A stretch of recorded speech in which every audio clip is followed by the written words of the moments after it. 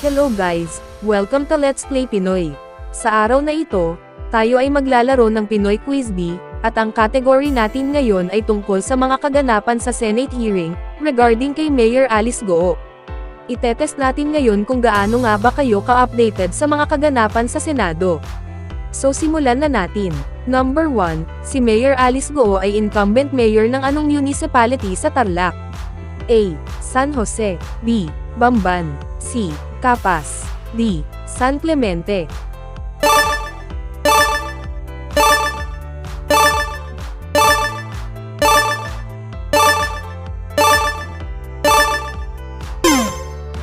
Ang tamang sagot ay B. Bamban.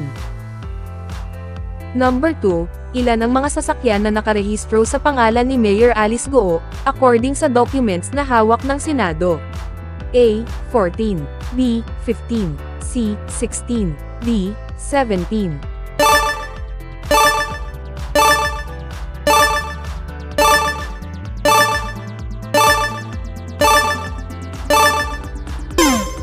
Ang tamang sagot ay C. 16. Number 3, si Mayor Alice Goo ay isang simpleng tao, pero tila ayaw paniwalaan sa Senado dahil nagmamay-ari ito ng A. McLaren Luxury Vehicle. B. Helicopter. C. Private Jet. D. Private Yacht.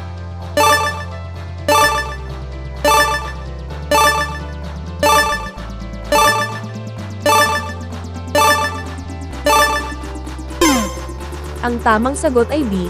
Helicopter.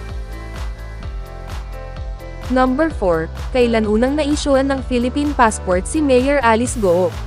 A. 2003 or 2004. B. 2004 or 2005.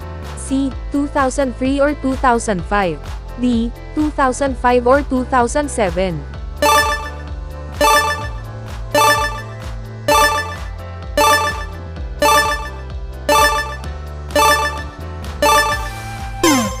Ang tamang sagot ay C. 2003 or 2005. Number 5, ano naman ang edad ni Mayor Alice Goo nang una itong ma-issuean ng Philippine passport? A. 14 or 16 years old. B. 15 or 17 years old. C. 16 or 18 years old. D. 17 or 19 years old.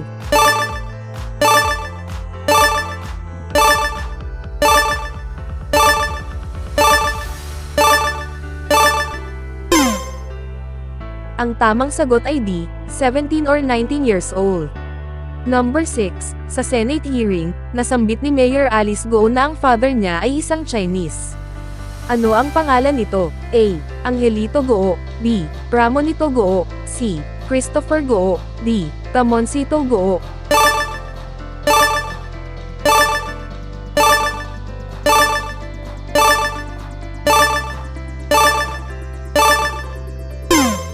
Ang tamang sagot ay A.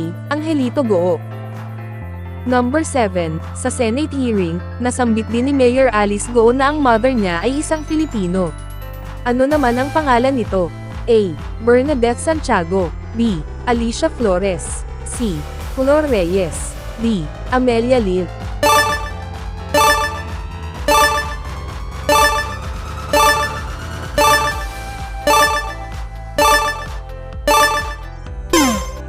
Ang tamang sagot ay D. Amelia Lil. Number 8, ano naman daw allegedly ang trabaho ng mother ni Mayor Alice Goo? A. Housewife. B. House helper. C. Farmer. D. Businesswoman.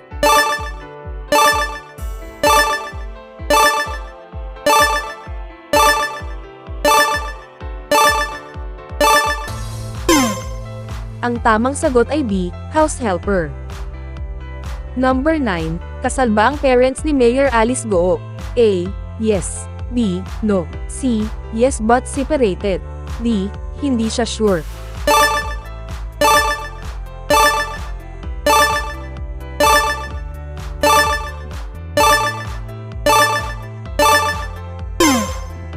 Ang tamang sagot ay D. Hindi siya sure.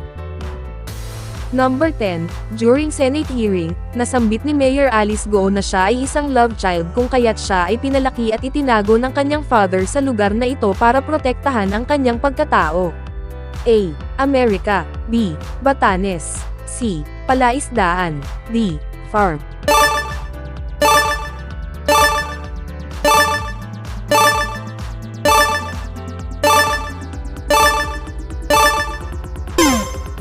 Ang tamang sagot ay D. Farm. So ilan ang naging score nyo guys? Comment down below and don't forget to subscribe.